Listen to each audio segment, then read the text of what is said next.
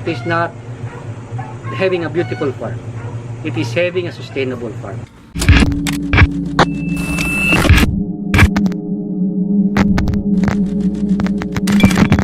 Isang magandang araw muli sa inyo lahat. Ito si Jello ng Organico Filipino Farm. 2 weeks ago, binisita natin ang Dominant Asia Farm na pag-aaring Doc Erwin Cruz. So, itong Dominant Asia Farm ang nagpo-produce ng Superior F1 at yung mga layer type at inasal type na chicks.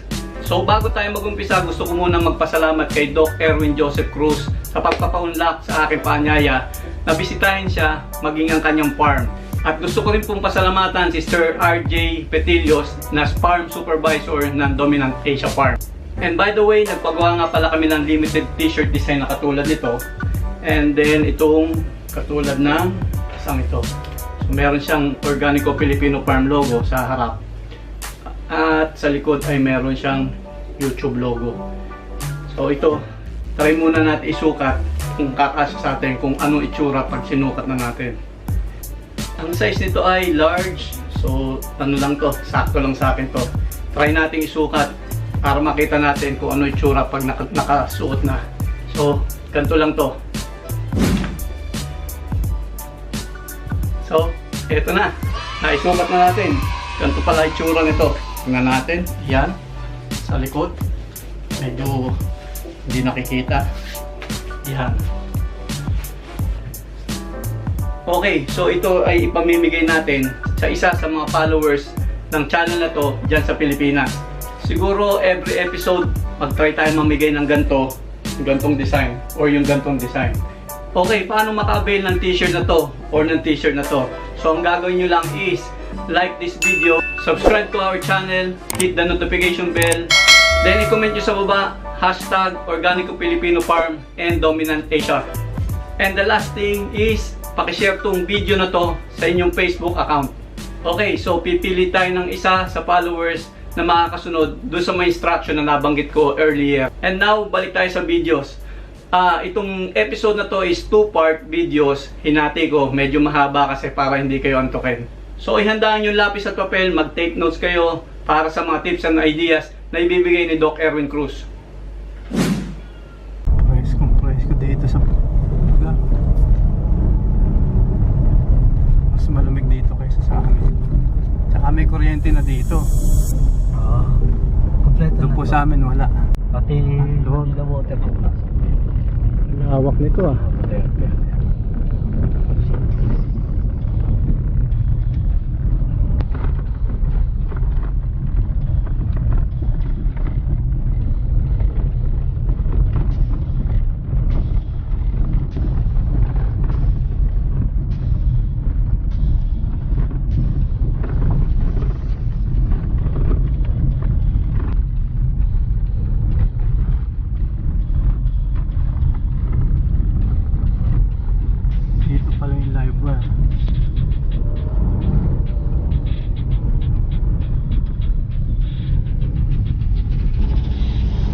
Ilang heads po yung ano nyo dyan sa farm? Sa lang yan. 2,000 heads. Parents lang ay mga 3,000. Ano po, every kuha nyo ng meron kayo?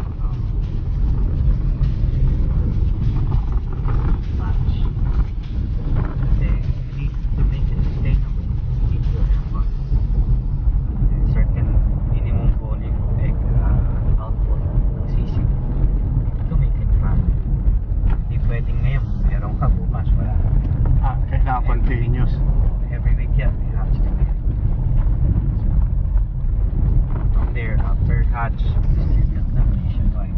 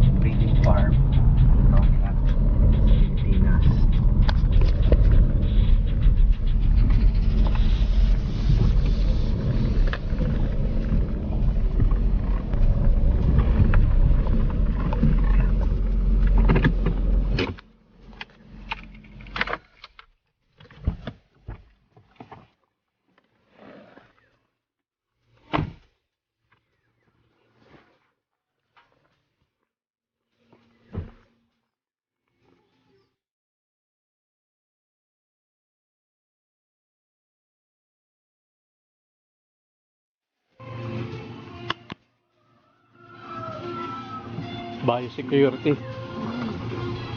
Si Jello Ramos. Good morning. Vlogger yan sa OFW sa Qatar. Yung program requirements ng mga OFW. Si manager namin, si RT. Ibig lang naman ito. Yung blue gagamitin nyo, yung blue. Ay! Wala na? Oo. Yung yellow. Sabi na po, what? Basta. Okay na rin, ha?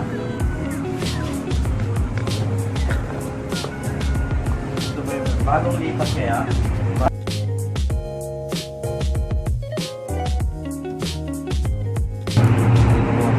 Ilabas mo yung nilabas lahat.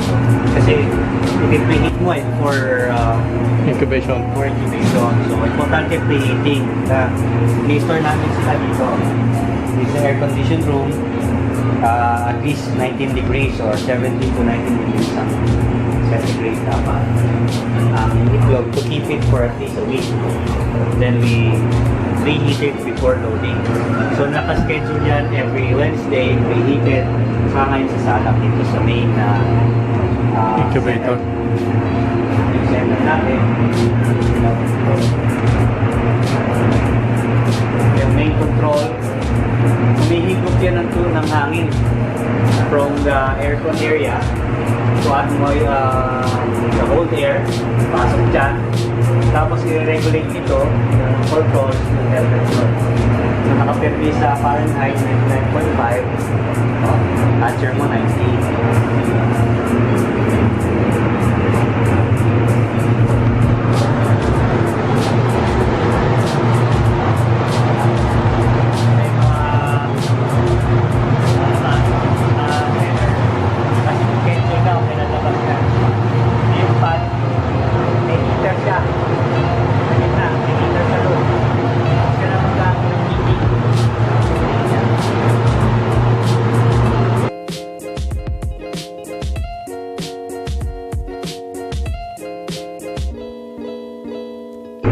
Ito yung ating center. Yung ICC na siya.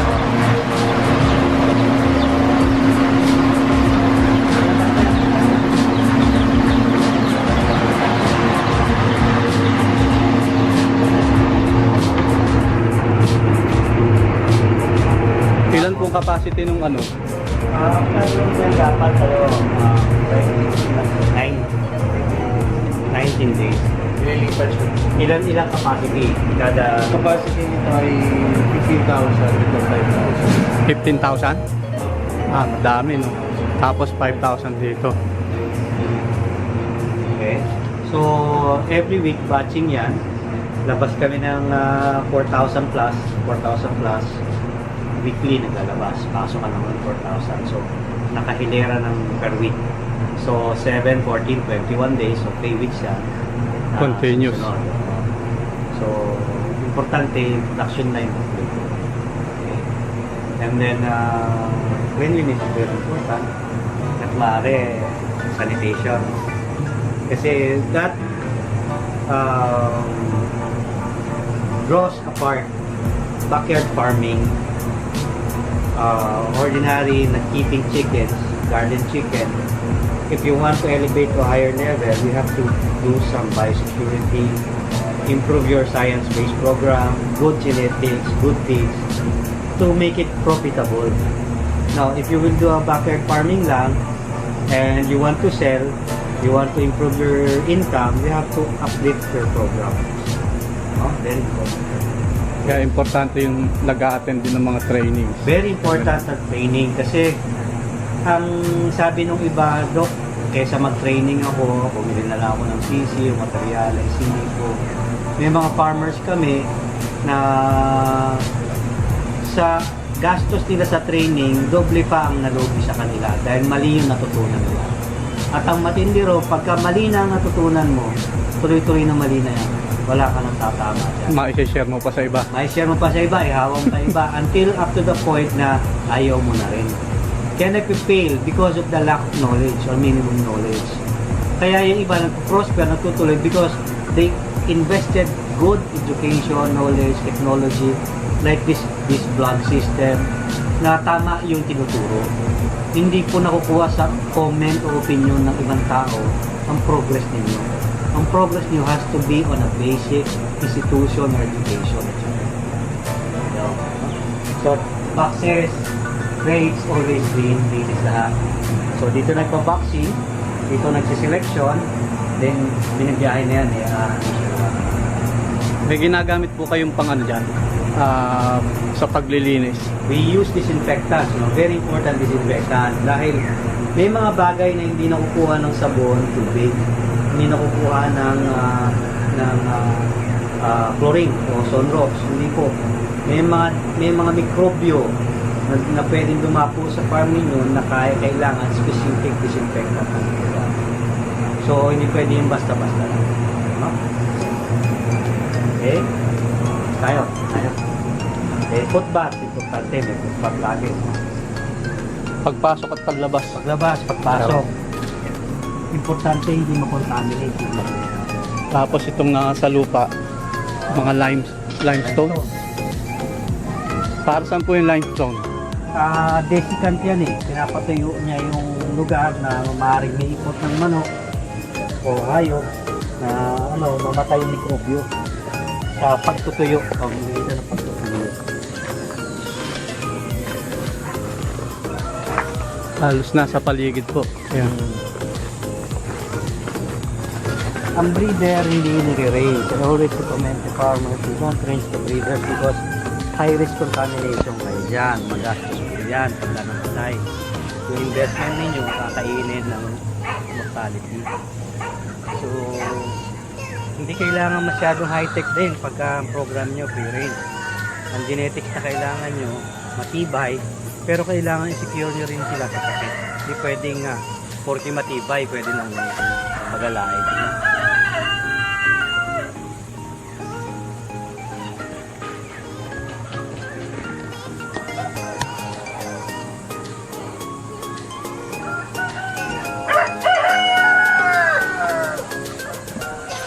Ito yung dominant D853, no? And since dati kasi floor type to, we decided to elevate it. Apparently, talaga yung contamination sa manure with the animal increases the risk of diseases. So, we need to elevate it. Tapos, kiniklean na lang dapat yan, naka-schedule cleaning dapat yan. Usually, ilang araw po, Dok? Dapat yan every 3 months. Cleaning. Pull out manure yan. Pull out manure. So, kailangan naka-schedule na dapat yan.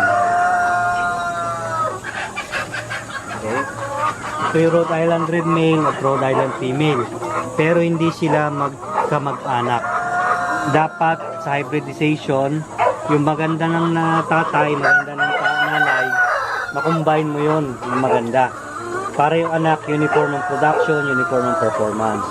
Pero sa oras na magkamag-anak yung line na yan, dalawang Rhode Island line na yan, magkakaroon ng inbreeding, tataas ang mga non-productive stock mo, which is waste of time and money in the process. So we are trying to promote it on a science-based program na genetics will be one of your advantages, not your disadvantage.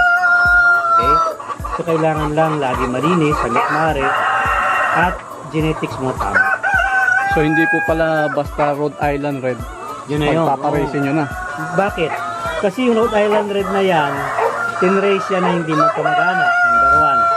Number 2, tinrace ang performance niyan. Hindi makakita ka lang ng pulang ganyan, Rhode Island Red, i-cross mo, gano'n. Hindi yan parang kulay ng laruan na paghaluin mo lang ito resulta. May science-based, tested sa Europe yan, ng performance na pagsamahin mo yan, maglalabas ng uniform results sa mga anak nila. So, importante yun.